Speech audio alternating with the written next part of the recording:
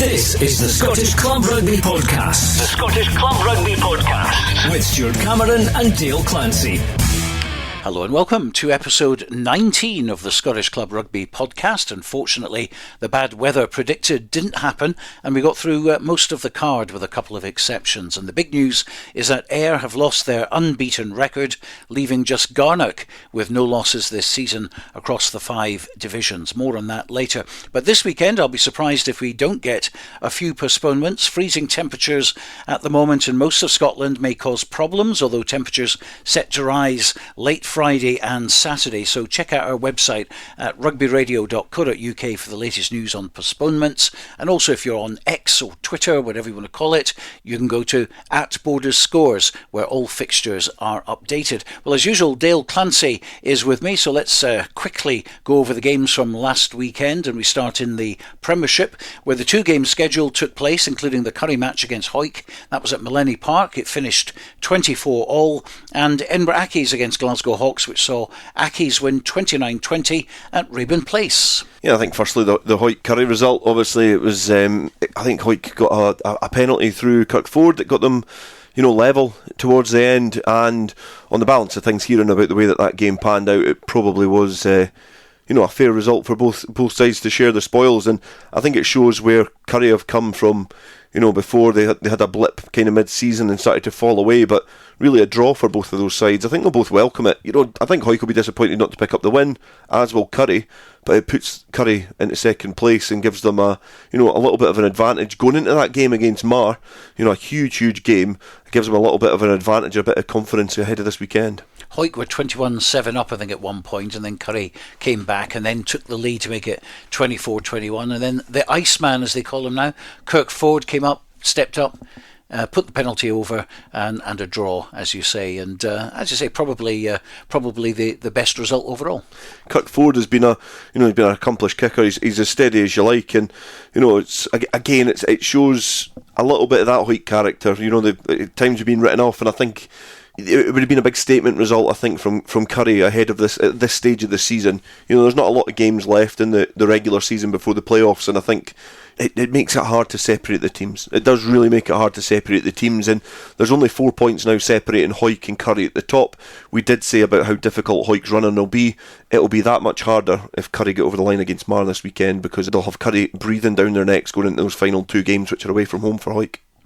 Okay, the Edinburgh Accies game against Glasgow Hawks. Glasgow Hawks getting a try bonus in that one, just missing out on a losing bonus as well. Not that it matters, of course, because Jedforest are down, but still, Hawks looking to end that long losing streak, which obviously they didn't manage to do. Yeah, I think, it's got to that stage of the season for Hawks, I think, where they almost just need to get the games played. I don't think there's too much to read into that result. There's probably more from the other side of things. Edinburgh Accies, a victory for them, takes them within 2 points of Heriot, and there's a cluster of teams there vying for that 4th position in the table, and it means there's another huge weekend coming up in the Premiership. But for Edinburgh Accies, a win at Raeburn Place is, I think, to be able to get into the playoffs, they know they're going to have to win their home games, so it puts them within touch and distance of Heriot's. So let's have a look at the Premiership table then.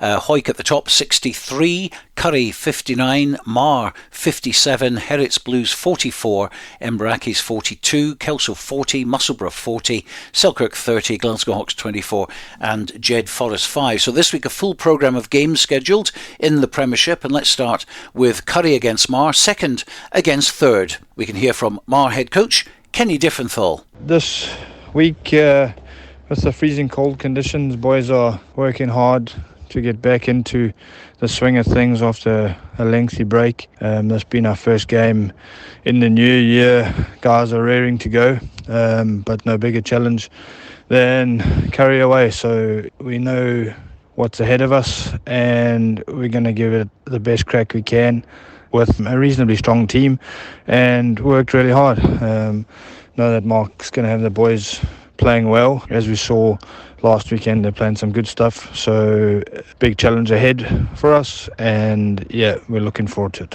2 big matches in 2 weekends for Currie. Yeah, definitely. I think this is a really testing period for them, and they had it before. They obviously went and they had that challenging period in the mid-season, and the way that the fixtures have landed, they play the heavy hitters back to back, and I think a positive result last weekend against Hawick. Yeah, actually, I think it's a really good result for Currie. But again, on their home patch, they welcome down Marr, and they know, both sides know now, in this game, a victory is vital. Marr need to win and probably starve as many points from Currie as possible, but it doesn't really matter about that. They need to win to try and climb above them in the table. If they don't, they're relying on Currie slipping up after that, and I think after the result they've had last weekend against Hawick, the likelihood of that happening is much reduced. So in terms of the Premiership, I think that's the big game this weekend. And of course, at least Currie have had a game under their belts. Marr haven't this year. Yeah, but I think sometimes that can benefit teams sometimes in terms of being fresh and being able to rest their players. Currie have had a hit out against the best team in Scotland in Hawick. What impact will that have? Because there might be some sore bodies going into this weekend. Because to get a result against Hawick, it's not going to be a passive game. It's going to be physical. It's going to be confrontational up front. So there'll be a few sore bodies in the Currie ranks. But it depends. It'll get to this point, 4:30 on Saturday afternoon. We'll see where the lie of the land is. But it's a huge game for both sides. Well, our feature game, weather permitting, is Edinburgh Accies against Kelso.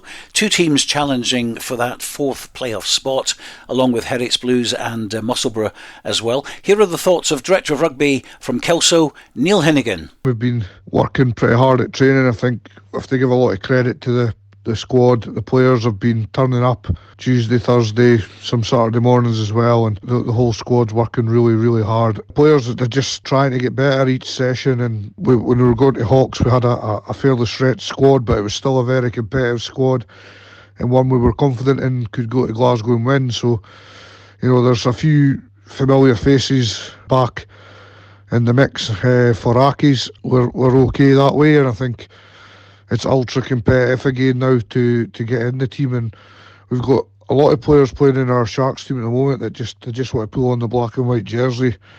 There's guys like Duncan Smith, for example, Aaron Lunn, Mark Wilson. There's numerous guys playing in that level. They really want to play first team rugby, and you've got to give them a lot of credit for the competitiveness they're bringing and pushing others. I mean, there's a few guys. I mean, there's young Mackenzie Shaw. He's starting to knock on the door, and then you've got like Angus McGregor name, and they've all got different goals and they're at different stages. But it's getting very, very competitive, and that's absolutely brilliant. It's it's what we've always wanted and strived to get. But I have to give all the credit to our squad and our coaches at the moment for trying to keep the bandwagon rolling, and that remains to be seen whether we can do that or not this Saturday. Just given how long we've been off.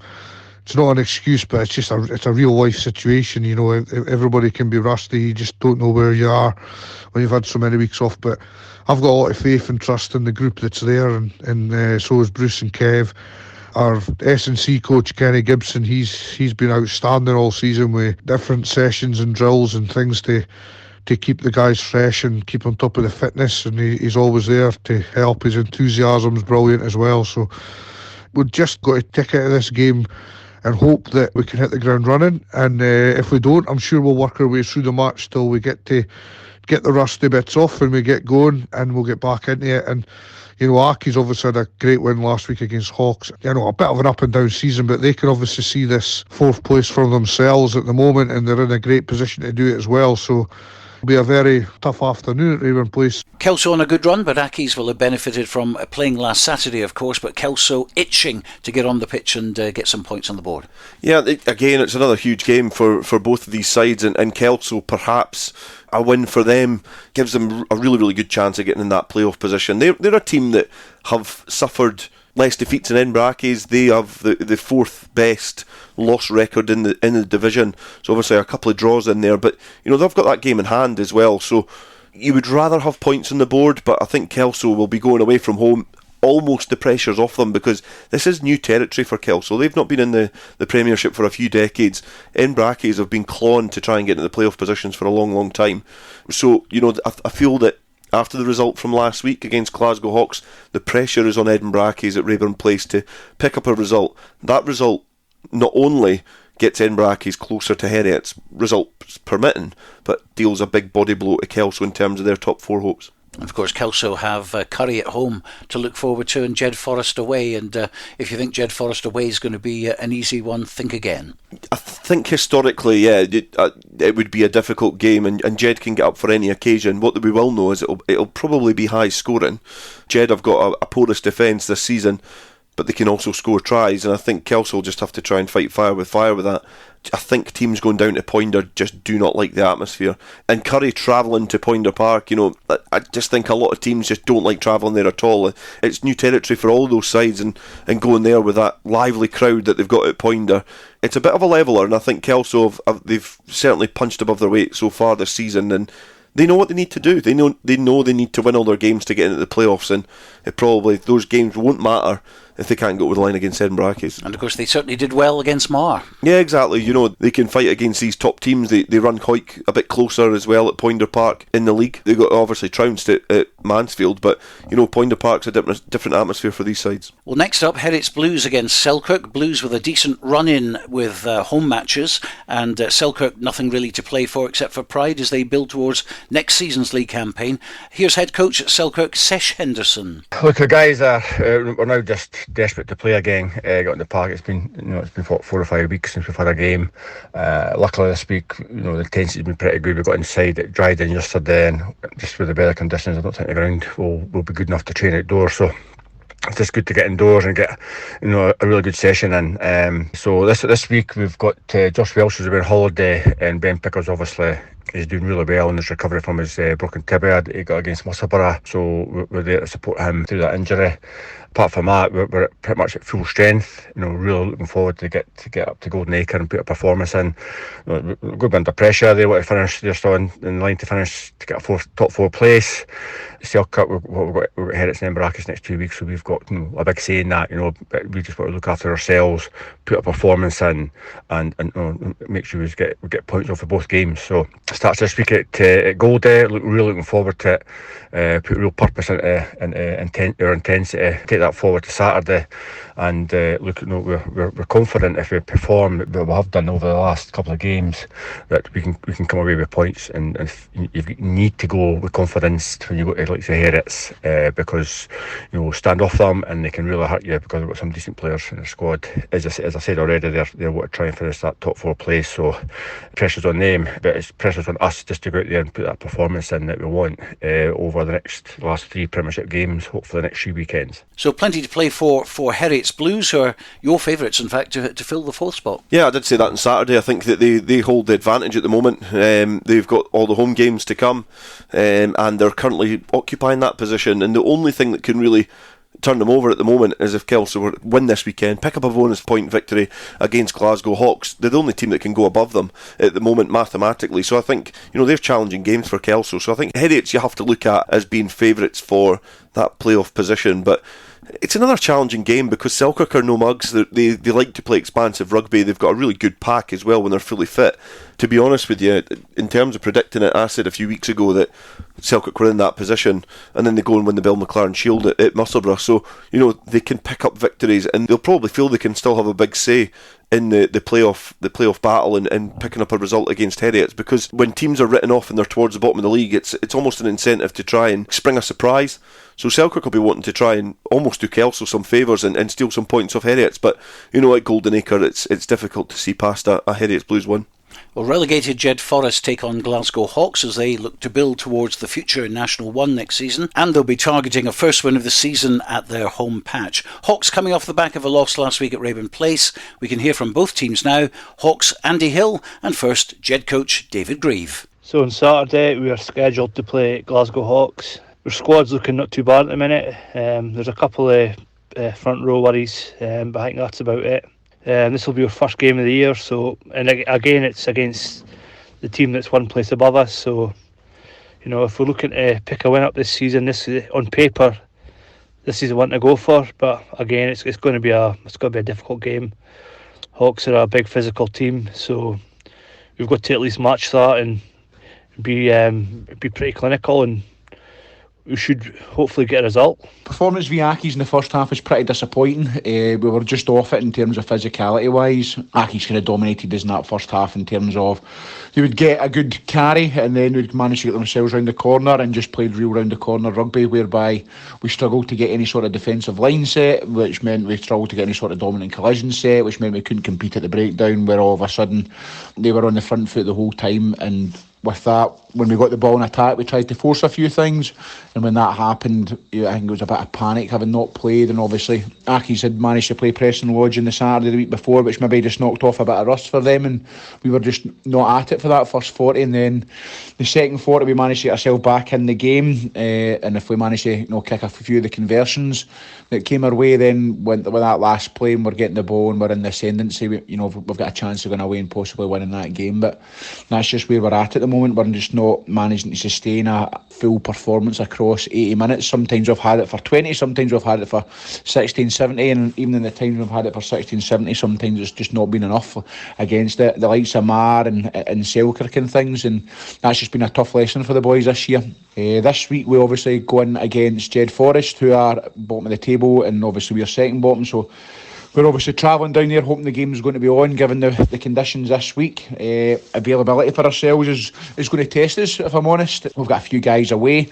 Sam Graham and Josh McConkie are injured. Ryan Flett and James Cooper are away in a stag, so that's going to test us in the backs to try and give a few guys an opportunity and see how they can rise to that occasion. And that's what it's got to be about. This just gives us a chance to go away and test a few boys for thinking about next year, to see, is it a test whereby they pass, and it's something that we can look at pre-season, whereby some of the boys come in and look to try and make one of those places their own for the remainder of this season and next season, or is it one where you need a bit more time to develop? So it's going to be a real challenge for us, and it'll be a good one to go and do it away down at Jedforest, because it's always a great place to go and play rugby. Hawks haven't won in their last 6 games. Jed no victory all season. A real opportunity to get a victory for one of the teams at least, and almost guarantee it's going to be a draw now. That was just about to say that, Stuart.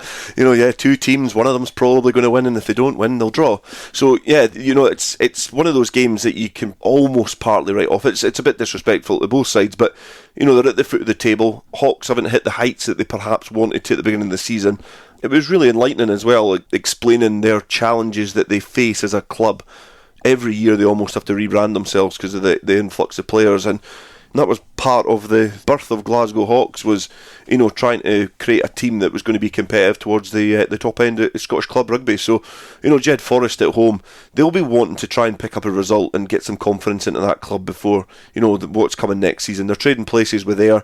We know what the lie of the land's going to be like in National 1 in the Premiership in terms of who's trading places. So Jedforest will be wanting to try and pick up a victory, but you look at their points deficit there, and they've just been leaking tries. They've got 4 try bonuses, 1 losing. Something, surely this season they're going to be able to pick up a victory. And I know that at home in front of their home spectators, they rise to the occasion. They love putting on a show at Riverside, but Glasgow Hawks will be wanting to try and build the same confidence as well ahead of next campaign. Well, finally in the Premiership, Musselburgh will take on Hawick at Stoneyhill, and it could be a case of which Musselburgh turn up. Will it be the one which lost heavily at Kelso, or the one that's capable of scoring tries, playing some free-flowing rugby? Well, here's Hawick head coach Matty Douglas. Just looking back to last week, first of all, another big performance at Malleny Park. This time, probably we let Currie back into the game quite easily in the second half. I thought probably game management and our kicking game let us down at key times. Currie are a team that you can't kick loosely to. They'll take their opportunities, and look, they did in the second half. Credit to them, they got their noses in front by 3 points, and our boys have had to dig really deep. Crowd were on our back, and we went up the other end with a minute to play, and then up steps Kirkford to kick a penalty after a big scrum penalty. Probably mentioned to Ross Graham, who came off the bench to play his first game at tight head for us, and won 2 scrum penalties on the bounce. So that's always a bonus there. And forward pack played it extremely well, got us on the front foot, and as I say, for large amounts of the game we were clinical, and the kind of performance that I expect week in, week out. But yeah, just lapse in concentration at times. But hey ho, that's rugby, and we go away with a draw, and for us that's probably a better result. just due to the fact where we are in the table. So, attention turns to Musselburgh this week. Another tough trip to Stoneyhill. Weather's played a big impact this week for training wise. Again, we've credit to a couple of riding centres for allowing us to train, so it's been good. And the weather is to pick up later on Friday, Saturday, so there might be a possibility we get rugby. But Musselburgh are a team who are formidable at home. They're chasing top 4, and that's probably a big incentive for them. So look, we need to just fix our accuracies a little bit. Game management needs to be a lot better, and again, we just need to be clinical. We've got 3 league games left, and we all the way from home, taking them week at a time. And we'll look to go up to Stoneyhill and get a result, but we're going to have to work really hard. Musselburgh pushed us pretty close at Mansfield back at the start of the season, so it's a game that we're looking forward to. Squad wise, again, we've got a full squad to pick from. Jay Linton will return to selection next week, but apart from that, again, a lot of boys training, and we're getting excited into the running at the end of the season. And, look, at the end of the day, everybody's chasing us, so we just need to keep winning and keep performing. Matty Douglas. Well, Musselburgh very nearly turned Hawick over at Mansfield Park earlier in the season, so they'll relish the chance to beat them at home and also give their playoff chances a bit of a boost. Another interesting game. I think apart from Jed against Hawks, every team in games this weekend still has something to play for. In all of those fixtures, that at least one of the teams has something to play for. In this game, it's slightly different because Currie and Marr are slugging it out for their positions at the, for a home semi-final in the playoffs. But Musselburgh need to win to keep their playoff hopes alive. If they get defeated at Stoneyhill this weekend, then Hawick, not only do they claim another victory, and they can continue a surge towards not only a home playoff, but perhaps a home final in the playoff as well. But Musselburgh, you would imagine there's probably too much work to do to get over the line and get a playoff spot, so must win for both sides. Well, this is the Scottish Club Rugby podcast with Dale Clancy and me, Stuart Cameron. We're going to take a look at National 1 now. Last week's results were Gala 21, Melrose 34, GHK 23, Highland 26, and Watsonians beating Ayr 36-12, and in doing so, inflicting a first defeat on Ayr this season. Now, I won't say we didn't see this coming, because Watsonians effectively ended Highland's hopes of promotion by beating them at Marside, but still a bit of a shock. Yeah, I think it was a shock. The form that Ayr have been in, they've certainly been impressive throughout the whole season, but it's no surprise that a team gets defeated at least once in a campaign. I think it's remarkable that they went 15 games undefeated and they swept everybody out of their path. But Watsonians are a team that can turn it on when they want, and that will give them a lot of confidence. You almost want to see Watsonians competing towards the top of National 1, if not knocking on the door at the Prem, because they're a historic club. They've got a lot of Scotland internationals which have come through their ranks. They've got good tie-ins to their school as well. So it's no surprise that they're starting to build the blocks again to try and get back towards the top of Scottish club rugby. Some other clubs have not been able to do that, but next year Ayr are now into the Premiership again. You've got Heriot's there, Melrose and Watsonians still in National 1. Will be want to try and join them, but there's a couple of clubs that have just fallen by the wayside. So Watsonians, a great victory for them, and it'll give them oodles of confidence, towards the end of this, the culmination of this season. Melrose against Gala last week, and Melrose getting the hat-trick this season over Gala, their first win at Netherdale for 6 years. Yeah, a really good win as well. Obviously it was high scoring. Gala are capable of scoring tries and putting on really good performances, but Melrose just too strong for them. It probably is a sign of where both clubs are. I think Melrose 1 to 15 perhaps are just a little bit stronger than Gala. It's great for Melrose to be able to pick up those 3 results. It was a good occasion on the Waverley Cup on Boxing Day as well, so 3 big wins for them. And Gala will be smarting, but they're safe this season. They're not going to be going down, and it's just a matter of trying to focus on next year now for both sides. But obviously Melrose have got a little bit of silverware with the Waverley Cup and a bit of confidence as well. The thing about Gala, the last 3 or 4 matches, they've come good towards the end of the match, the last 10-15 minutes. The problem being that they've kind of run out of time with their big comebacks. Yeah, and I think that is it. It's putting in that 80-minute performance, and it's been a season for Gala which has been slightly disjointed. Obviously, Ian Swinton's really confident and positive about the club, and that's what you want. You want that in your club, but at the start of the season, we didn't know what the coaching staff were going to be. Midway through the season, there's new personnel coming in with new ideas, and it takes a while for that to implement because you've not had that influence to try and attract players to your club and bring them across. So yeah, there's the difficult balance there that Gala have had in terms of getting that influential coaching group established. But I think that'll bear fruit next season for Gala. I think that they've shown enough this season that they've gone in the right direction. I think they're not regressing. They've certainly been able to have some really good results in there. It's been a bit patchy at times, but if you can pick all the positives, you would imagine that Gala will be looking to go forward on a better foot next season. In the other game, GHK took advantage of Dundee not playing to leap above them with a couple of bonus points in their game against Highland, who won that by just 3 points. A marked improvement for GHK after conceding nearly 100 points to Ayr previously. So let's have a look at the National 1 table. Ayr at the top, 72 points. They haven't moved.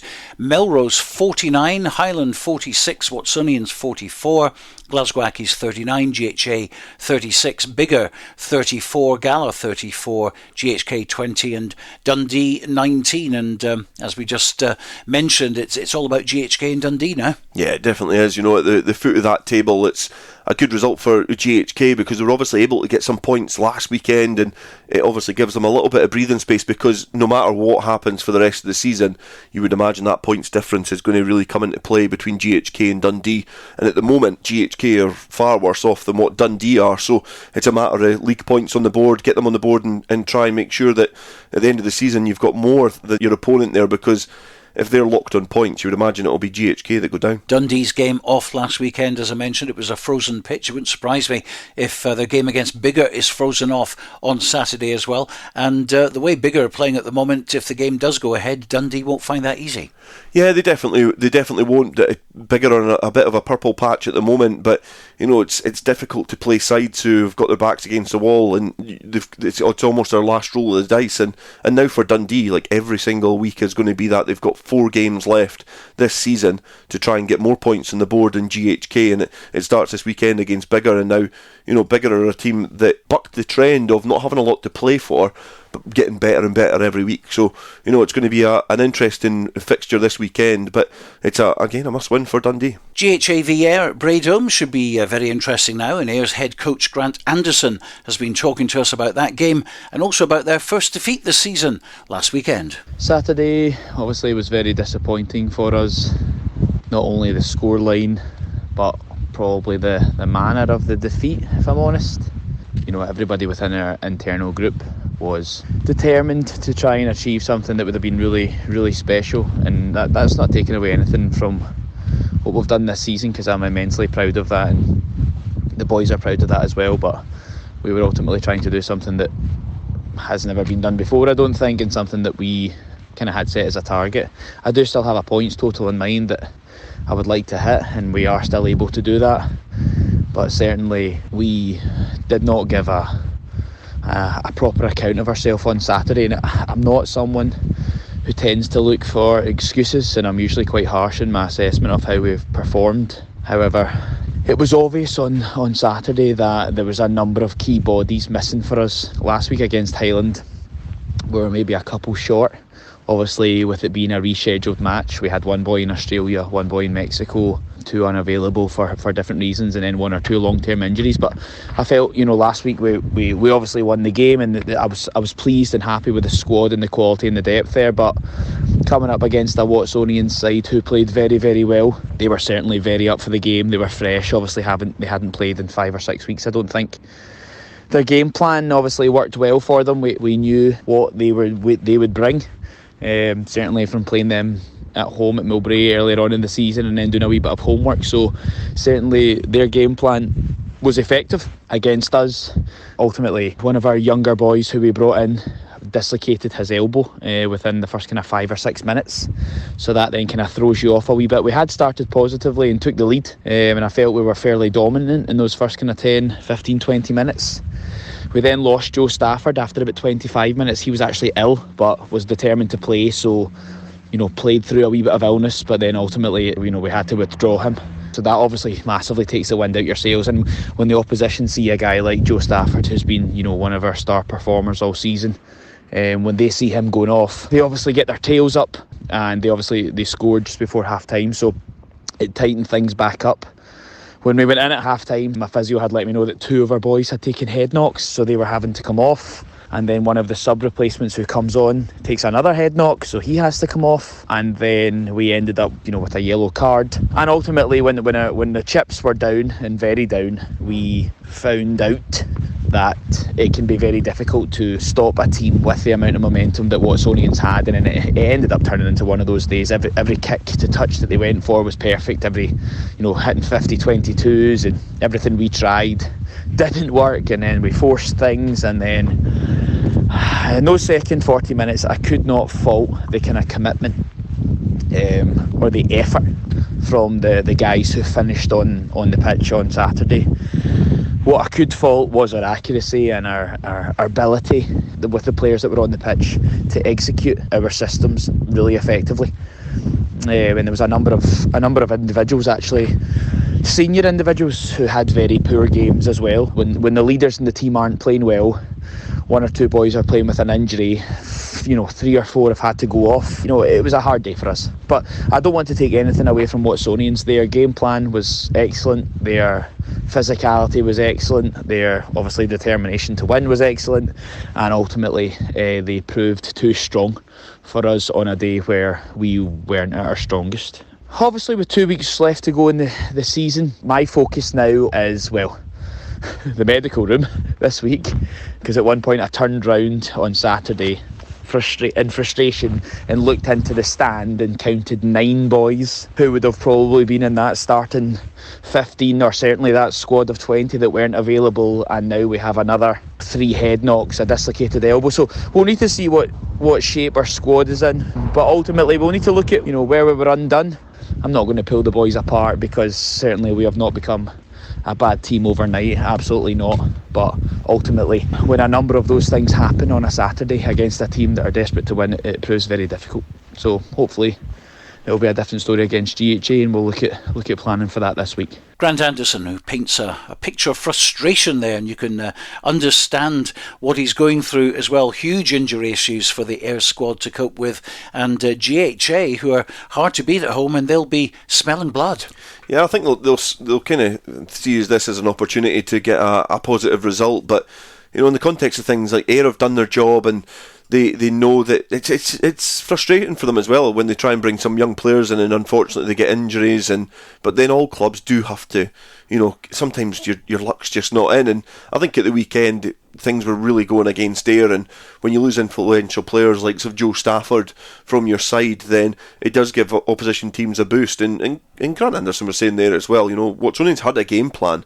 They're 4th in the league, in a competitive league that teams have been beating each other, so they're no mugs, but it's just the fact that throughout the whole season Ayr have been head and shoulders above everybody else, but it just happened last weekend they weren't, because there was a side there who got a little bit of luck, managed the game well, and they were able to feed off some of the negative energy that was probably coming out of the Ayr camp. But this weekend against GHA, it's a different game again. GHA are going to be really robust up front. They've got a little bit of flair in the backs as well, so you would imagine that Ayr, if they're able to patch up a few of their players, will still be too strong for GHA. It's an opportunity for GHA to get a scalp this season. Glasgow Accies, they're at home to Melrose on Saturday. Of course, Accies put 62 points on Melrose earlier in the season. That was at the Greenyards as well, so Melrose will be on a revenge mission. Here's head coach Ian Chisholm. We've got a bit of a score to settle this weekend against Glasgow Hawks. They came down and embarrassed us in the last 20 minutes of the game down at the Greenyards, and we, as a group, obviously, we don't want that to ever happen again. That Glasgow Hawks game at home was probably a big turning point for us. It exposed a lot of frailties in our defensive skill set, but also the defensive system, and just highlighted, what we had to do better and where focus should be. We know they like to keep ball in hand where they can. At the Greenyards, we kicked off deep every single time, hoping that they would kick the ball off the pitch, and they ended up, holding the ball for 10 to 15 phases in their own 22. And look, their outside backs are dangerous. They work really hard to create numbers. They play with a lot of layers, and I'm a big fan. I really like how they play the game and their approach to it. And for me as a coach, I think playing identity and being unique, having your own stamp on it, it's pretty important. And I think Glasgow Accies do that. In my experience from playing against them, firstly with Highland and then with Peebles and now with Melrose, they've been consistent in how they trying to play the game. And I think with Rory and Ryan, I think they're adding detail to it, and look, they're really well coached. I feel that we're a much better side now, and I think, look, the league table reflects that. We're in second for a reason. So look, we want to make sure that we stay there, and this is going to be a huge game for us in terms of showing what we're about.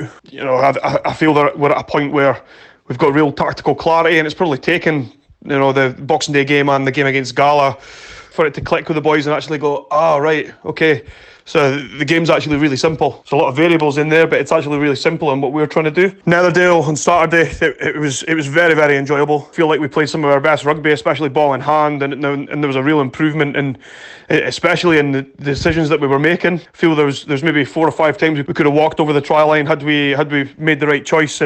But look, that's the fact that we're creating these opportunities in the first place is really positive. We reviewed the game and we previewed the Glasgow Accies game, and we looked at where we've conceded scores over the last 3 games, which was Dundee before Christmas, and then Boxing Day, and then Saturday there. And Saturday past, we made Gala work really, really hard for their scores.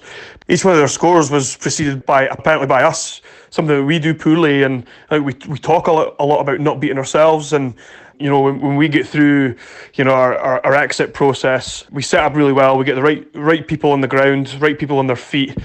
We understand what we're trying to do, who we're trying to go after, where we're trying to place the ball, and we understand where and when we can win the ball back, in the air, in the tackle, in the counter ruck, and then maybe bringing a lot of line speed off the touchline. Within any of that, if we go away and maybe get our skill set wrong and maybe make a skill error around our defensive tackle height, or maybe go offside, or maybe get our spacing wrong, then look, we're going to be punished. And that was the case on Saturday, where we'd do something really well, or we'd go away from system, concede a penalty, and then Gala would end up scoring. But the really positive thing for me was that we showed enough dog and just enough bit of battle about us to not concede that 4th bonus point try.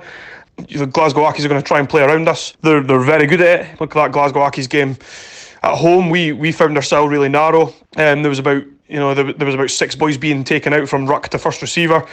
So for us, it's about getting loads of coverage, making sure that we're really well organised, and making sure that we're taking away time and space through our own effort and intent. I can't comment on selection yet, because there's a lot of variables again. We've got to wait on a few boys getting through this week's training. There's some other guys that are putting their hands up, and as always, look, there's real competition for places now, and funnily enough, boys didn't get injured when we're winning. So look, I'm really enjoying myself at the moment, and I'm really hoping that my boys are really enjoying themselves as well, and that we can get a result in Glasgow, and just make sure that we show that we mean business in terms of where we are in the league. And I know the league's gone for us, but we have our own goals in house, and I won't talk about what they are. But as far as we're concerned, we're on the right path. We just need to make sure that that we stick together, and we make sure that we're building a club and not just a team. Ian Chisholm. Well, Melrose were certainly embarrassed by Accies at the Greenyards, no doubt about that, and by a team that was playing Division 2 rugby last season, but they're playing well at the moment, so they'll be in a better place to make amends on Saturday. Yeah, Melrose picked up a positive result against Gala, which is always a tricky fixture, and it's almost that you can see Melrose starting to slowly turn a corner. What takes the gloss off it is the fact that they have lost 6 games, and it was a huge defeat against Glasgow Accies. It was a complete curveball, if we're being honest, because we didn't see such a big result coming. That weekend it was a very one-sided victory, and Melrose were really, really flat. But you feel that there's some players really starting to hit some form in this Melrose side. You look at the players like Struan Hutchinson's is always a really good a good playmaker and instrumental in Melrose's side, but players like Lachlan Gaddy are coming into real form now. I think the game against Ayr, when Melrose were second best in pretty much every facet of the game, Lachlan Gaddy stood out like a sore thumb for Melrose. He was really impressive, and if he can start to insert his dominance into games, I think they can start to build a lot more around him. And Melrose are another team like Gala. I said before, they're making progress, and it's been a difficult season for all the clubs in National 1 with Ayr's dominance, but Gala and Melrose are certainly making some steady progress and going in the right direction. Gala travelled to face Highland at Canal Park. Here's Director of Rugby at Gala, Ewan Swinton. Our game against Melrose on Saturday was a little bit disappointing from our point of view, to be honest. The forwards did much as was to be expected, and stood up to Melrose pretty well. Melrose were short of a few bodies, but still put in a really sterling performance all across the park. Their backs were excellent, as was expected, and they They scored a couple of very good tries through the whole team working together, to be honest, in the early stages before we came back into it.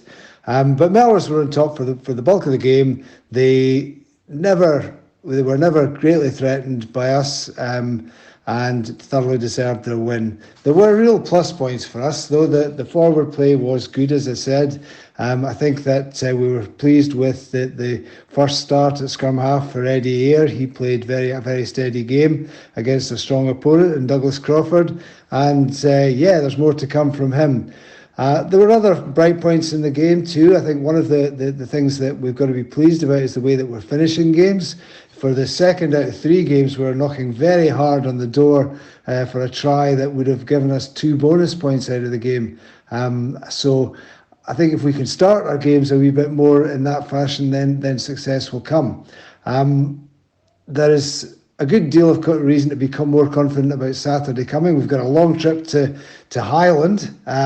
For that game, we'll have hopefully Dan Nicholson back, John Turnbull is back in the equation, and Tim McAvanagh will return. So these 3 in themselves give us some really good, hard, direct runners who will take the game to Highland. And again, we're going to be strong in the forwards, so should expect at least parity there, and perhaps with a bit more directness in the backs and some more accuracy in our kicking, we should be able to come onto a game where we perhaps start strongly and score well. I'm a great believer, as I've said before, in the poetry of sport, and the way that our last game against Highland finished off was heartbreaking for us and great for them. But perhaps this is the time when we turn the tables. It is a long drive up to Highland. Nobody relishes it, and it's a very tough place to play. They're a good team despite some of their recent results, and they're going to pose a real challenge to us. But I think when you consider the difficulty of getting to Highland, you've got to remember that they're doing that every second week. So credit to them. They don't complain about it. They get on with it. So that's exactly what we'll do on Saturday. We will take our strengths with us. We'll go there with confidence that comes from the fact that you know you're a good team, but there is still that top 2 inches which needs to translate into regular winning rugby. We're capable of it. The boys have all the talent required. We just need to start delivering on a much more consistent basis and get back to where we were mid-season, producing the results that we certainly have in our locker. Ewan Swinton. Well, Gala on a losing streak at the moment. We covered their last 2 games against Biggar and Melrose, and they're certainly finishing games well, as we mentioned, but leaking points early on, certainly not helping their cause. They'll be looking for a much better start. Yeah, they will be looking for a better start, and it's going to be difficult to try and get that on a foreign surface. They won't be too used to obviously playing on that artificial surface, which is at Canal Park, but Highland have shown over the last few weeks that yes, they can score points, but they can leak them as well, and Gala are in the same form, so it's another competitive fixture in National 1, but again, they're just looking to probably start playing for positions now. Watsonians against GHK is the other game in National 1, and GHK will have to put in a big shift against the team that toppled Ayr last weekend. Yeah, and now we're talking about games that have got something riding on it, and I think that, obviously Watsonians had a big performance against Ayr, but how do you react after that? How do you approach a game where you're expected to be the dominant side? Like, how they need to get themselves in that mindset, because they start this as heavy favourites, but playing a team who have backs to the wall, everything to play for, they can't afford not to win or pick up points. That's the interesting narrative in this game. So another difficult one to call, because Watsonians' results have been turbulent, and GHK, they're desperate for points. Well, turning to Division 2, and plenty of drama last weekend. Peebles could only draw with Newton Stewart 12-all. That gave Falkirk an opportunity to close the gap to 1 point at the top of the table after they soundly beat Stumel 43-20 at Inverleith. At the other end of the table, a valuable 5 points for Berwick over Aberdeen, winning that one 43-13. Kirkcaldy moved up a place by winning 21-19 at home to Stirling County, and Lasswade kept their promotion hopes alive with a 32-31 win at Gordonians. Really interesting weekend in National 2, and I think obviously the game that we covered continues the interest in this division. The people still sit top. They sit top by a point, but it is drawn everybody that much closer. Lasswade have got 2 games in hand on Newton Stewart. They've got 1 on the table toppers at the moment, and Falkirk a close second. So, there's a lot of really big games coming up. I think people do have the harder run-in. Falkirk have a game against Lasswade, which is probably the big one. Now, Falkirk, if they play games that they're allowed to play rugby with their backs and just, running tries for fun, they'll go up. I think that Peebles realistically need to make sure that not only do they win all the remaining games, I would argue they've got to get bonus points as well. I think they've got a tougher run in. Aberdeen away, Berwick at home, and Stirling County away, and Kirkcaldy as well. They've got to play in that. I don't think they're easy games. Kirkcaldy, you would probably look at that as a win, but Kirkcaldy have a big pack as well, and that's one of people's strengths. So you've got to say, are they going to pick up the bonus points? I feel that Newton Stewart got a lot of confidence and joy because Peebles left a lot out on the field at the weekend, and it allowed Falkirk to pick up a really positive result and squeeze the gap at the top. Let's have a look at that table then. Peebles 57, Falkirk 56, Newton Stewart 52, Lasswade 49, Gordonians 38, Kirkcaldy 29, Stewart's Melville 27, Stirling County 23, Berwick 20, and Aberdeen Grammar on 15 points. At the bottom of the division as well, there's loads of interesting games because Peebles have to play Berwick and Aberdeen in their running. And those teams are vying for points, to try and keep their position in National 2. Peebles want to get out in National 2, and I think, this is where the interest in this league still lies, because there's a lot of teams at the top still looking to get promotion, but Berwick and Aberdeen, it was a huge game at the weekend, which Berwick obviously came out on top. And it almost becomes cup rugby, doesn't it, at the end of the season? Yeah, I think so. There's an element of that. I do think that the pressure's on Peebles now, and we did say last weekend about the fact that how are they going to deal with that pressure. And I was in the town before, and I'd heard a couple of stories. I felt the vibe. I looked at the warm-up, and I thought it was going to be a one-sided victory to Peebles. Started hearing that some of the boys were going and getting their hair cut, making sure that they looked good for the highlights and stuff that was on TV. I started to get a nervous feeling in my stomach because you then start to take the focus off of the job that's needing done, and I feel there was a bit of that. There was things in that game which Peebles were unlucky. I think they were tipping on a lot. I think they lost about maybe 4 opportunities on that in the first half that they probably could have been 20 points ahead. If they're 20 points ahead, Newton Stewart don't come back into it. By hell, Newton Stewart came back into it. They played really, really well. And at the end, we're saying that people left a lot of points out in the field. They were lucky to escape with a draw in the end because Newton Stewart got themselves into a position that they caused them a lot of problems. Turning over scrums, making real inroads with the ball in hand. Peoples were passive in defence. They were almost nervous to make a mistake. They weren't enforcing themselves in that game. And Newton Stewart looked like they were the home side in the last 20 minutes. So, yeah, on the balance of play, a draw is probably the right result. But it didn't really do anybody any favours this weekend. Interesting though as well, because last week we were talking and I was interviewing Graham Patterson and mentioning to him as well that I thought this season Peebles were the most focused I'd ever seen, prolific, soaking up pressure, doing everything that you say they didn't do on Saturday. You watch the highlights back and you watch that first 10 minutes, Newton Stewart are dropping off tackles, and what people were saying to me in the club rooms afterwards, Newton Stewart will tackle everything, but Peebles weren't able to get in behind that gain line and then really stretch them or test them, and that was a part of it because there was 4 tip-ons that got intercepted or knocked forward, or they just weren't able to go to hand. Now one of them goes to hand, it's a try or it's an opportunity to invite more pressure. People didn't play the way that I expected them to play. They didn't kick much, they didn't play rugby in the right areas, they tried to run everything.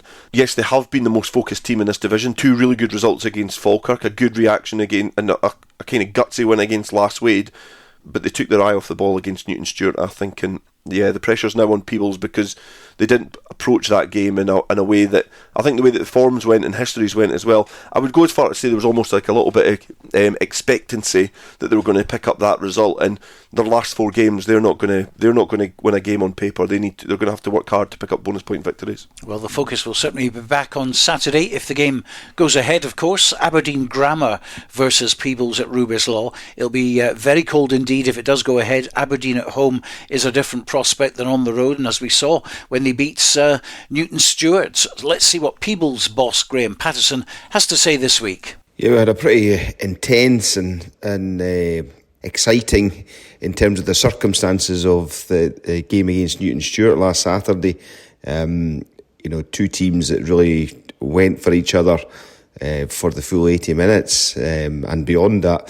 So yeah, it was a really positive start to our game. I felt we really took the game by the scruff of the neck in that first 25 to 30 minutes. We had a real intensity to our carrying, gain line successes aplenty. We scored 2 really good tries, but crucially we probably had 2 or 3 really good other opportunities which we didn't convert. And had we done that on maybe 1 or two of those occasions, that probably would have, really put a dampener on Newton Stewart, would have given us a real kind of distance between us and them in terms of points. Would have been the difference at the end of the day had the other scores gone as they did. We had that line-out malfunction in the 5 metre, which has, been one of our key areas, in terms of scoring. A missed time and a missed call by one of the players there, put his hand up and took ownership of that mistake. And then a couple of loose offloads and wrong decisions in terms of pass selection in really good positions to score. Disappointing in that respect. However, Newton Stewart, they were always going to come back, and then they're a good side, a very good side, a very physical side. They got back into the game. Their physicality, the breakdown started to show. It became a bit messy and stagnant in the breakdown, certainly for our ball. And that was a feature of the game thereon. We didn't really create that sort of quick ball that we had in the first 25-30 minutes. Now, some of that was down to ourselves, maybe poor presentation. I just felt that they stuck in there a bit too long, possibly should have been sanctioned. Fair play to Newton Stewart, they played the referee and they got the rewards from that. Our defence was pretty good overall. We were under the cosh quite a bit in that second half, but our systems and our individual tackles really did stand us in good stead.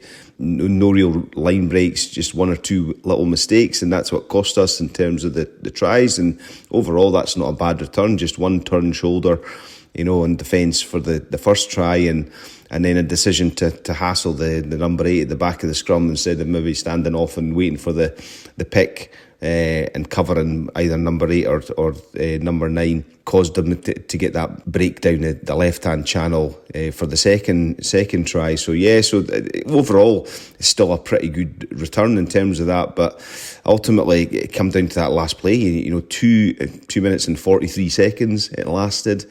We defended in our 22, a lot of that right on the 5 metre line, and the discipline and the application and the desire to just keep them out was absolutely immense from our guys, and that could be one of the most important passages of play for our season, ultimately, because it gives us that position that we're still in at the top of the league and keeps our noses in front just ever so slightly with against Falkirk. So that's a great testament to the guys that they stuck at that right the way to the 80 minutes. Looking ahead to Aberdeen, we know that they're going to be absolutely desperate for points, having lost to Berwick last week quite convincingly as well, it sounds like in the reports.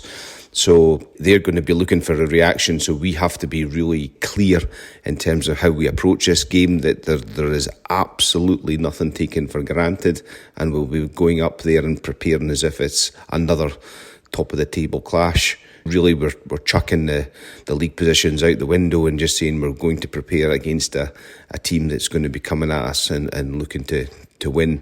So we'll look back at the game against the Giants, and what we had successes on was when we spread that ball wide, we stretched our defence, and then we were able to regenerate the ball quickly and exploit those defensive gaps, and that's what we'll be looking to do against them as well. Raise the tempo of the game, be accurate in what we do, and take the right decisions. Confidence is still there from the guys. They absolutely know what we have to do. It's pretty clear. We go out there, we win 4 games with a bonus point, and we've definitely been promoted, and that's the goal. Selection wise, we'll have pretty much everybody to choose from. The guys have performed last week. We've got a draw instead of a win, but it was still a very good performance in certain aspects of that. So those guys will be rewarded and play again on Saturday. So the focus certainly will have to be back for Peebles this week. Yeah, it has to be. I think, as you say, it's a different prospect going up to Rubyslot to play Aberdeen Grammar, and they've been on, I don't know who's oiled their slide, but they've been slipping and sliding for the last few years, and they'll not want to go down another division again, because it's going to be hard to try and get themselves back up. You think about the divisions down below, you've got Gordonians there that are in the area. You hear about the likelihood of Aberdeenshire and Ellen coming back into National Rugby. If they go down to National 3, it makes that landscape up the top a little bit more difficult, to try and attract and retain players. So there's obviously challenges in Caledonia at the moment, but Aberdeen Grammar at home, they'll be wanting to pick up 4 points. They pick up 4 points, I think Falkirk are up this weekend. That's an assumption. That's just looking at the two. There's going to be a lot of twists and turns, but Peebles need to make sure that when they're going up there, they get off the bus and they're fully focused on making sure that they play the game that they want to play. If they've got the luxury of having fly half Wolfenden in there, that he's dictating play and he's showing exactly what he can do and kicking Peebles into the right areas to utilise that accurate line out from Matty Carrier and those big turgid forwards that Peebles have. Berwick against Kirkcaldy is going to be a very interesting fixture on Saturday. Kirkcaldy into 6th now, but have played 2 games more than Berwick, and Berwick coming off the back of that big win over Aberdeen Grammar last weekend by 43 points to 13. Here's Berwick's forwards coach, Paul Pringle. Last Saturday we entertained Aberdeen down at Scremerston in what was a must-win game for us. We're locked on the bottom at 15 points, really fighting for that relegation spot. So it's definitely one we were targeting. I'm pretty sure that Aberdeen were the same. They arrived nice and early to Screm. They were, they looked pretty switched on and clued up to, really have a real go at us, and we knew it would be a tough fixture. I'm glad to say that of the multiple Dale's predictions, the one which involved us starting off really quick and getting a couple of scores up and then running away with the match was the one that came true. Guys put in a great performance, to be honest. There was some real standouts for me. We had Liam Robson who came in at 9 to cover off after our first 2 choices were injured. Played really well. It was great to see Jack Webster at 10 just providing variation in our game style, keeping Aberdeen guessing and just completely changing it up from the way we played up there, where we were very predictable, kind of playing hit-up rugby. So that, I think, set us in really good stead for getting the right result. Man of the match was Stu Farnaby, the big second row. So, we really talked about getting over gain line, setting front football. Stu, he's kind of came on leaps and bounds. He progresses every game he plays. From the first minute of the game, he took a crash ball right through the centre, carved open their defence, and for me it just set the tone. We do talk about our leaders in the game setting the tone, and I think that to me was key. And to be honest, there was very few times after that we weren't crossing the gain line with carrying up ball. We did also have Ewan Thompson and James Thompson back from Kelso for the week. Both great players, and they both put in a great shift. James is a very creative and dangerous player, so that just gave us an edge on the outside. Ewan's line speed and work rate was just immense. They had huge ball carriers and really, the getting up and stopping them early was key. And I think eventually it just kind of led to them running out of ideas. So it's a great win, but that's past now. We move on. Our point is that we're not looking back, we're looking forward. It's the teams above us that we're targeting now. So on to this week, we've got Kirkcaldy at home. Now Kirkcaldy are 9 points clear of us, but we did have the game up there early in the season where we threw away what was a sizable lead at half time, and that one it really sticks in the throat. So it's definitely a case of what should have been 5 points. So we really want to put that right this weekend. We're missing 3 boys are away on holiday, but we at the same time we'll be welcoming back Darren Goodfellow from injury. Darren's a huge cornerstone of our scrum and a really abrasive ball carrier for us, so that's great to have him back. Now that we're into the last 5 games of the season, we don't have the opportunity to loan back players from Kelso where required. But look, we've still got a strong squad. There's no excuses there. We're certainly targeting it as a fixture we should win. So providing the pitch survives the frost over the next couple of nights, we would hope that the game would be on. We're targeting this. We wanted 10 points from the 2 games, so we want the game to be on, and then ultimately we've got some tough games on the road to Peebles and Falkirk, but it's one game at a time and just trying to get the points in the bag now, and hopefully that'll see us right at the end of the season. Paul Pringle, well, there's an outside chance we could be there on Saturday, of course, weather permitting. Again, it's all down to how frosty it is, so we'll have to see what develops, but it could be a very exciting game, whether we're there or not. Another big weekend for Berwick, and they'll go into this with a lot of confidence after their victory against Aberdeen Grammar, and obviously they had a couple of players back into that squad to add a little bit more quality, but on Berwick's best day in this division, they're perhaps the 5th or 6th best team, but on their worst, they've shown that they probably merit the position they're in. But if they can go on a run now, they can perhaps nudge a few teams below them, which come the end of the season, it might not be as as nervy as what it's been for the duration. But against Kirkcaldy, they'll be hoping to make sure that they can pick up a victory and again make that home performance count and make home advantage stick this Saturday. Falkirk against Stirling County on form. It should be a home win, with Falkirk just a point behind Peebles now in the table, and also just 1 point separating the two in points difference as well. But Stirling's Craig Deacon is bound to have a different point of view. Kirkcaldy in the weekend there, we knew it was going to be a really physical, tough game. We knew there wasn't going to be much in it, and that's the way it sort of certainly turned out to be. We actually got off to a really good start in the first half, probably because of our energy levels and the tempo rugby we were looking to play. We picked up a first couple of really good tries on the scoreboard. We actually had quite a few chances in the first half, probably just didn't convert enough of our opportunities into points, didn't convert enough of them chances, which is a bit of a story of our season, to be honest with you. We only found ourselves at half-time 19-14 in the lead. Going into the second half, it really did turn into a bit of a physical battle, quite a scrappy one. The ref ended up just only issuing a red card to Kirkcaldy and a yellow card to one of our guys. I think we picked up a yellow in the first half as well, to be fair, but if I'm being honest, I think the referee could have issued quite a lot more cards in that game, but he obviously decided not to, which did have an impact, especially in the second half, the type of game, the way it sort of unfolded, to be honest. It was frustrating for us because, we didn't actually get many chances in the second half. Credit to Kirkcaldy, they fought really hard in the second half. They closed us out. They changed the style of the game they were trying to play, and we just couldn't quite match that. And credit to them, they were looking for the win. It was a win which was massive for them. Pretty much makes sure they're safe now, I would say, when you look at the remaining fixtures. So this weekend we're off to Falkirk to play them. Going to be a sort of carbon copy of last weekend as regards to, we went to Kirkcaldy.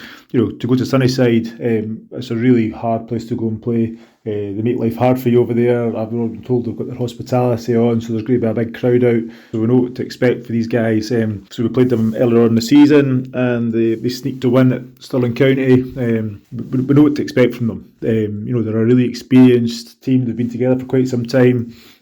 I think they've been bolstered. Obviously, they've got like Harry Russell. He's now back from injury. Been playing for them for the last few while. Steph Yarrow will be there. He didn't play earlier on in the season against us. Lewis Skinner coming to the pack as well. So we know we're going to be up against it. However, for me, the pressure's on both teams. Any of these teams that slip up at the top of the table at the moment, it's probably going to be quite costly for who's going to be taking the title. Likewise, we're at the other end of the table, and points are vital for us. We're going there. Our primary focus, which is to win the game, pick up as many points as possible. So it'll be interesting to see actually under pressure what team kind of manages it best this weekend. As for selection for this weekend against Falkirk, we're hoping we'll have pretty much as close a team as what we did last weekend against Kirkcaldy going out. I think we've picked up a couple of injuries, nothing too serious though.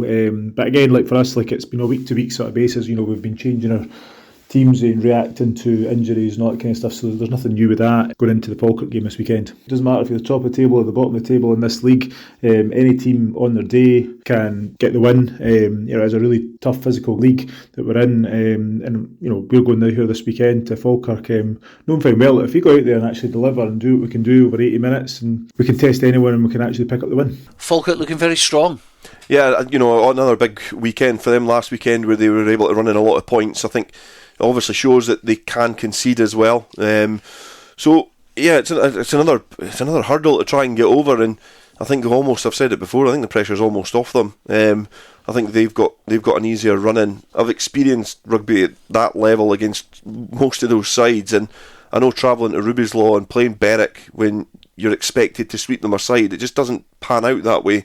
And I think Falkirk's side, with the flair that they've got in the backs, especially with the teams that they're playing, if they're able to exert their dominance, I just think that they'll be able to, rack up wins, if not bonus point wins. So, this weekend we could almost see, because the points difference between Peebles and Falkirk is negligible. It's 1 point at the moment in Falkirk's favour. So, we could see a kind of change in the guard at the top of the table this weekend if results go the way of Falkirk. Well, Last Wade will be playing Stuart Melville on Saturday. Here's Stuart Melville's head coach, Alex Haggart.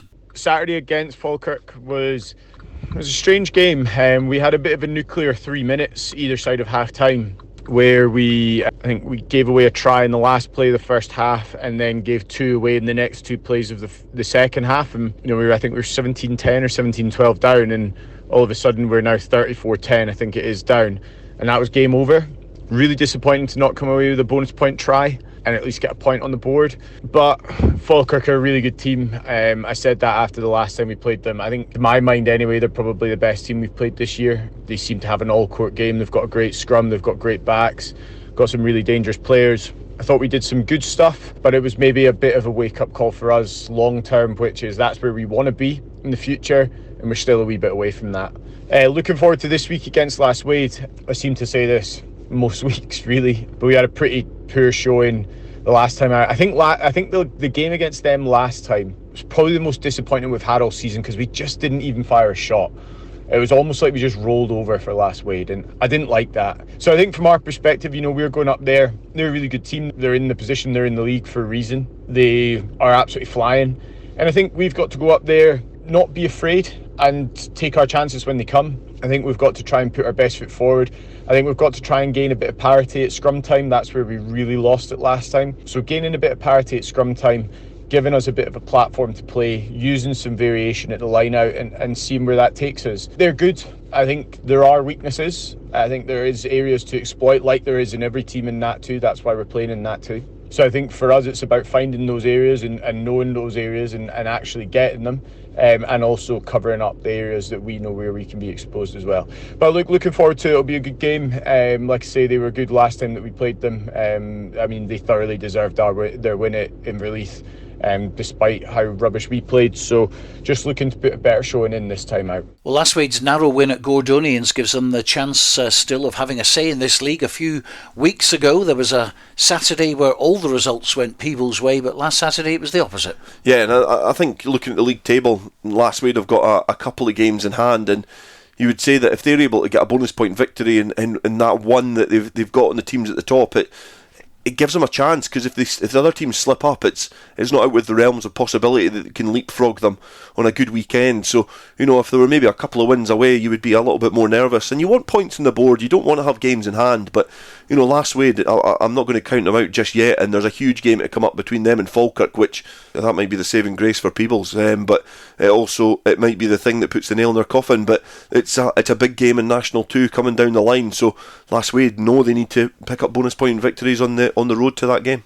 And the other game in National 2 is Newton Stewart versus Gordonians. Gordonians, a team that were almost in the reckoning a few weeks ago, but they've fallen away now, and really last chance saloon for Newton Stewart. Yeah, we almost said it last weekend that, if they weren't able to pick up a win at the Gates, then you would imagine it was just going to be the three teams that we were chatting about before. But that draw is giving them a glimmer of hope.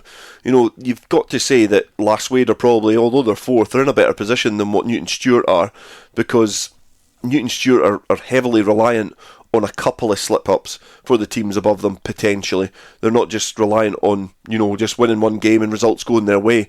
They need a few things to happen, whereas Last Wade, if they're able to get a positive result in that game in hand, that they only really need one slip-up. So, it's tight at the top, and there's a lot on the line for these sides, and it's great to see that this might be one of the divisions again that goes down to the last day to see who's going to go up and go into National 1.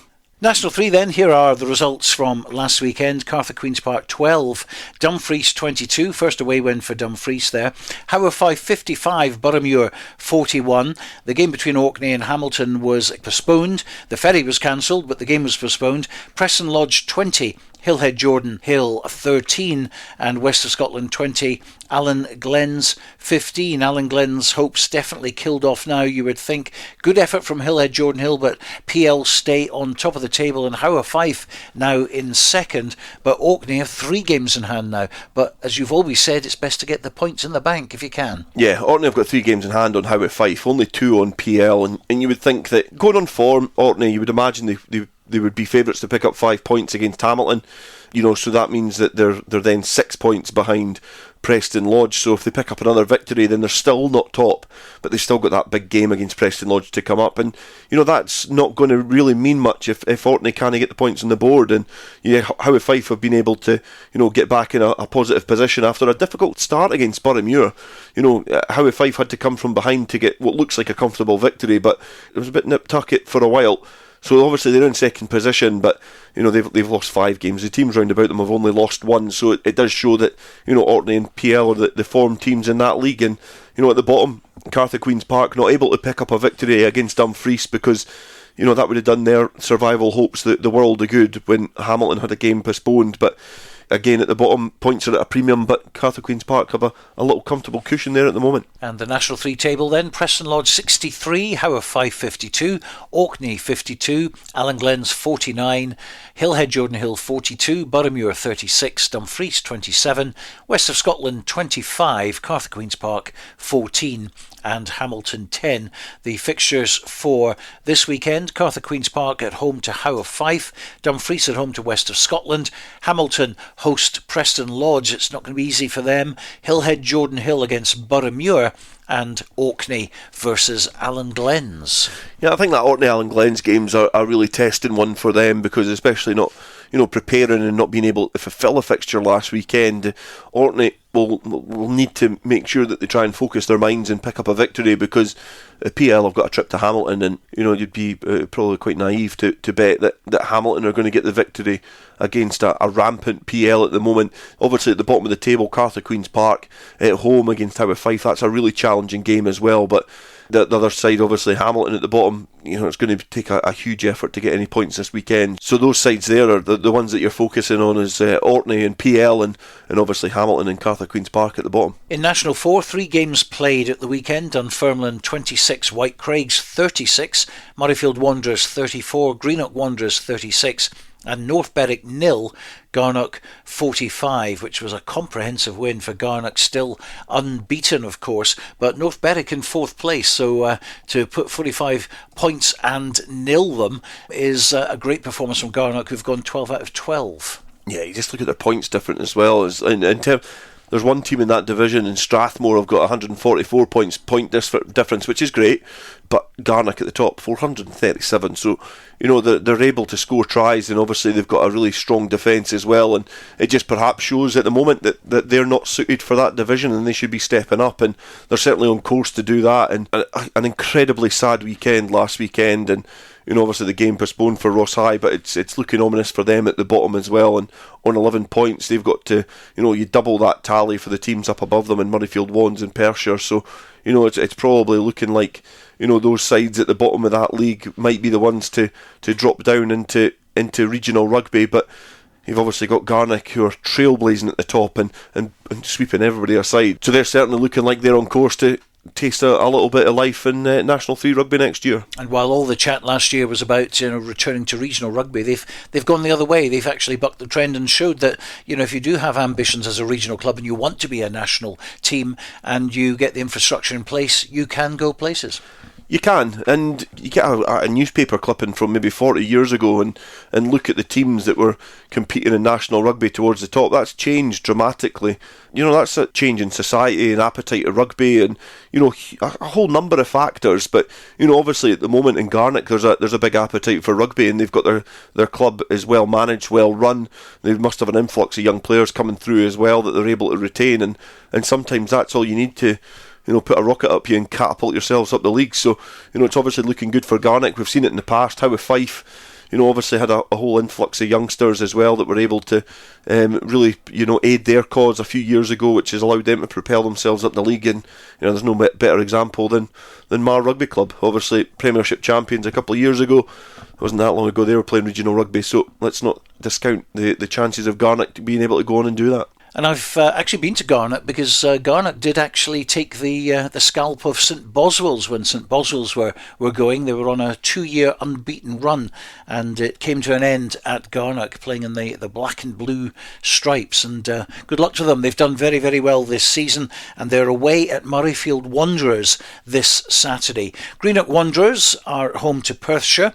North Berwick at home to Stuartry. It's Strathmore versus Dunfermline, and White Craigs against Ross High. Yeah, you look at the fixtures this weekend, and obviously, Ross High getting back into action. It's going to be a difficult game for them to pick up any points against White Craigs, because although they're probably not going to be promoted from this division this season, they're at the moment the best of the rest in second place. But Garnock with a tricky game against Murrayfield Wanderers as well, away from home, but yeah, you wouldn't bet against them. They're the probably standout fixtures in that division. You start looking at this stage of the season, and still a bit of rugby to play in National 4 as well with the postponements, but yeah, you start looking towards the top of the bottom, and at the moment it's Ross High's fixtures and Garnock's fixtures that stand out at the moment. And shame to see Murrayfield Wanderers down there potentially going out of National Rugby completely. Yeah, it is a shame, but we're doing the game on Saturday, and you were speaking about teams potentially coming up. One of them you mentioned was Panmure, a team that were never ever on my radar, but obviously they were enjoying the Cup Finals day at Murrayfield last year. And then you were mentioning teams Aberdeenshire, Ellen, who I used to play against years ago when we were, floating about that kind of Division 1, Division 2 scene. They're teams that they've had their day and they've played regional rugby. They come back and yeah, it's a bit about appetite, but obviously Murrayfield Wanderers have been a staple in National Rugby for a long time, and they'll be trying to do everything to make sure that they stay that way. Still a lot of rugby to play in National 4, so in terms of the games, Murrayfield Wanderers have still got 5 games to play to try and save that. Some other teams have more, but yeah, it would certainly be a shame to see a team of Murrayfield Wanderers ilk drop into the regional realms of rugby. And I'm old enough to remember when it was Edinburgh Wanderers, people like Hugh Penman playing at fullback back in the late 60s, early 70s, when you weren't even born. Yeah, obviously they've been a staple for a long, long time, and as a Perthshire and Dunfermline, Stuart probably have been one of those teams that were really historic that are now on, in National 4, but yeah, there's a lot of teams still in that division, in National 3 as well, that used to be at the real top of Scottish club rugby, but it just shows you what a few years in rugby can do. Aberdeen Grammar, you look at them as well, just dropping like a stone, but yeah, still a lot of rugby to play, Stuart, and we'll see what happens come the end of the season. And you can't live on history, it's all about the now. And that's it for this week. We'll be back on Saturday at 1:30 on Rugby Radio, weather permitting, but from Dale Clancy and myself, bye for now.